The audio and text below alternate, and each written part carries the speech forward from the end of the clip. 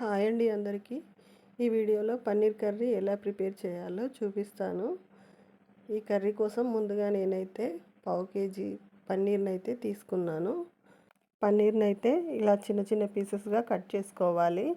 Cut చేసుకొని ఒక కడాయిలో ఆయిల్ పోసుకొని ఆయిల్ వేడయ్యాక ఈ పన్నీర్ ముక్కల్ని ఆయిల్లో వేసుకొని కొద్దిగా ఫ్రై చేసుకోవాలి రంగు మారేంత వరకు.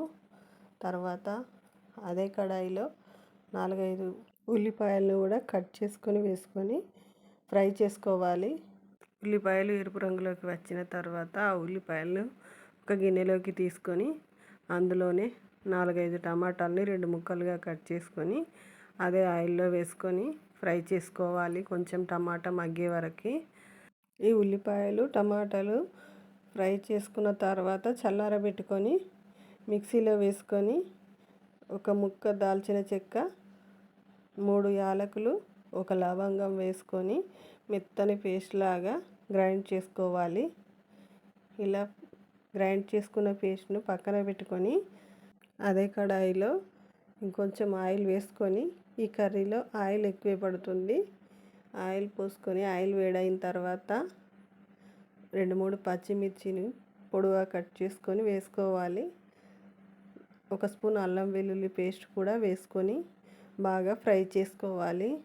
ఇలా అల్లం వెల్లుల్లి పేస్ట్ వేసుకున్న తర్వాత పచ్చివాసన పోయేంత వరకు ఫ్రై చేసుకోవాలి.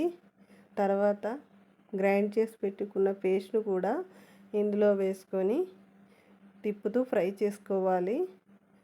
ఈ పేస్ట్ కూడా కొంచెం ఫ్రై అయిన తర్వాత 1 స్పూన్ పసుపు, 2 స్పూన్ల కారం, కర్రీకి సరిపడా సాల్ట్ వేసుకొని బాగా కలుపుకోవాలి. ఇవన్నీ బాగా ఫ్రై చేసుకోవాలి. ఇలా ఫ్రై చేసుకున్న తర్వాత ఇందులోనే కొన్ని వాటర్ని కూడా యాడ్ చేసుకోవాలి. వాటర్ వేసుకున్న తర్వాత బాగా కలుపుకొని మనం ముందుగా ఫ్రై చేసి పెట్టుకున్న పన్నీర్ ముక్కల్ని కూడా ఇందులో వేసుకొని కలుపుకోవాలి.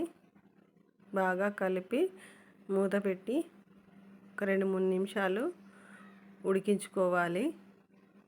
ఈ పన్నీర్ ముక్కలకి కారం, ఉప్పు అన్ని మసాలాలు కూడా బాగా పట్టే వరకు మూత పెట్టి ఉడికించుకోవాలి. వాటర్ అంతా ఇంకిపోయి ఆయిల్ పైకి తేలేంత వరకు ఉడికించుకోవాలి. అలా ఉడికిన తర్వాత 1/2 స్పూన్ గరం మసాలా, 1 స్పూన్ ధనియాల పొడి కూడా వేసుకొని బాగా కలుపుకోవాలి. ఇలా కలుపుకున్న తర్వాత కొంచెం కొత్తిమీర కూడా వేసుకొని స్టవ్ ఆఫ్ చేసుకోవాలి. ఈ కర్రీ పూరీలోకి, చపాతీలోకి అయితే బెస్ట్ కాంబినేషన్ అని చెప్పొచ్చు. బగారా రైస్లోకి కూడా చాలా బాగుంటుంది. ఒకసారి నేను చెప్పిన కొలతలతో ట్రై చేయండి. టేస్ట్ మాత్రం చాలా బాగుంటుంది. ఈ కర్రీలో కారం అయితే కొంచెం ఎక్కువే ఉండాలి, అప్పుడే టేస్ట్ బాగుంటుంది. కర్రీ నచ్చితే లైక్ చేయండి, కామెంట్ చేయండి. కొత్తగా చూస్తున్న వారైతే నా ఛానల్ని సబ్స్క్రైబ్ చేసుకోండి.